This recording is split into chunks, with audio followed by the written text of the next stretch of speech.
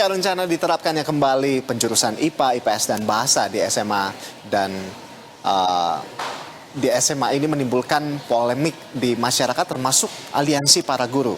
Nah, pemirsa, penjurusan siswa tidak relevan diadakan jika hanya didasarkan dengan pelaksanaan tes kemampuan akademik. Lalu bagaimana pihak sekolah menanggapi rencana diterapkannya lagi penjurusan untuk siswa SMA? Sudah ada rekan kami Ihsan Ali yang saat ini berada di SMA 3 Jakarta Selatan. Ya, selamat siang Ihsan Ali. Ini bagaimana pihak sekolah menanggapi rencana penerapan kembali jurusan IPA, IPS, dan Bahasa di sekolah dari pantauan Anda di sana? Ya, selamat siang Rolando dan pemirsa Berita Satu. Memang pemerintah melalui Kementerian Pendidikan Dasar dan Menengah ini berencana akan mengembalikan kembali sistem penjurusan di sekolah menengah atas atau SMA se-Indonesia. Memang ini menuai pro dan kontra, khususnya di kalangan sekolah, baik guru maupun siswa. Namun izinkan kami mengajak Anda, pemirsa Berita Satu, untuk lebih tahu sebenarnya apa yang diinginkan oleh guru. Dan sudah bersama dengan kami saat ini adalah Kepala atau PLT, Pelaksana Tugas Kepala SMA Negeri 8 Jakarta, sekaligus Kepala SMA Negeri 8, PLT Kepala SMA 3 ya. Bapak Muklis, selamat siang. Selamat siang. Pak Muklis, kita tahu bersama ini pemerintah akan mewacanakan kembali sistem penjurusan. Sebagai yang sudah berpuluh-puluhan tahun di sekolah dan sekarang PLT Kepala SMA Negeri 3, gimana Pak responnya?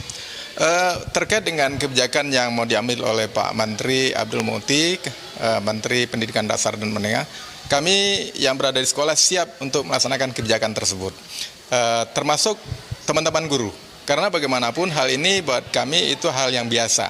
Karena sebelumnya di kurikulum 13, kita kan jurusannya sudah ada IPA, IPS, bahkan bahasa. Nah, sekarang mau dikembalikan ya siap saja.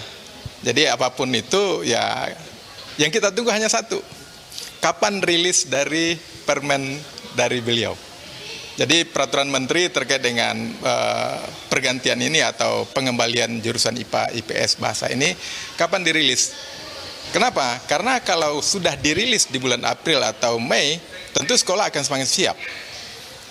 Guru-guru juga akan kami siapkan. Modelnya seperti apa? Apakah sama seperti yang sebelumnya di kurikulum 13, ataukah ada penyesuaian baru? Nah, terkait hal ini, itu yang kami minta kepada pimpinan di Kementerian Pendidikan Dasar dan Menengah. Peraturan menteri itu kapan dirilisnya? Karena apa? Karena untuk saat ini kami kan masih melaksanakan kurikulum merdeka. Terutama kelas 10 nih, yang mau naik ke kelas 11. Selama ini kami sudah sosialisasikan bagaimana anak-anak ini akan memilih mata pelajaran pilihan mereka.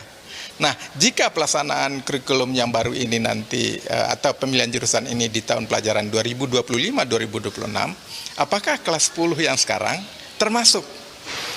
Nah, yang kedua tentu terkait dengan peraturan menteri, kami berharap juga di SPMB, sistem penerimaan murid baru, apakah ini sudah langsung dilaksanakan? Bahwa nanti siswa baru itu akan memilih langsung jurusannya, seperti pada PPDB sebelumnya. Jadi ada pilihan IPA, IPS, atau bahasa. Tergantung dari sekolah mana yang dipilih oleh anak-anak.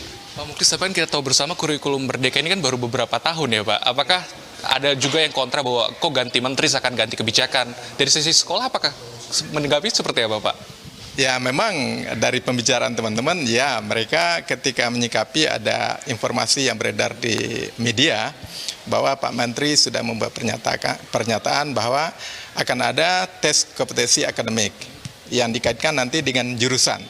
Dihidupkannya kembali jurusan IPA, IPS maupun bahasa. Nah, kondisi ini teman-teman mengatakan, Pak, kan kita kan kurikulum merdeka belum selesai.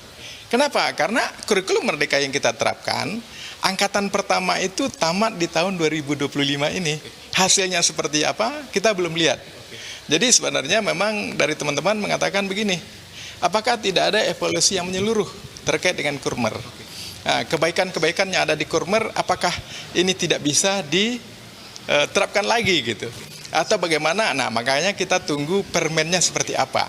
Apakah akan mengadaptasi kurmer ditambah dengan penjurusan? Kalau kemarin kurmer itu mapel pilihan, Nah sekarang jurusan gitu, kita menunggunya di situ. Oke, baik. Terima kasih Pak Muklis. Kita sama-sama berharap bahwa memang kurikulum ini kan jadi nantinya juga sekolah juga bisa diuntungkan dalam hal ini guru maupun juga murid. Sama-sama kita berharap kebijakan selanjutnya dari Menteri Pendidikan Dasar dan Menengah Abdul Mukti, dan di sisi lain juga nantinya Abdul Mukti menyampaikan bahwa sebentar lagi ia akan juga mengeluarkan peraturan menteri teknis terkait dengan kurikulum ataupun sistem penjurusan IPA, IPS, dan bahasa di tingkat sekolah menengah atas.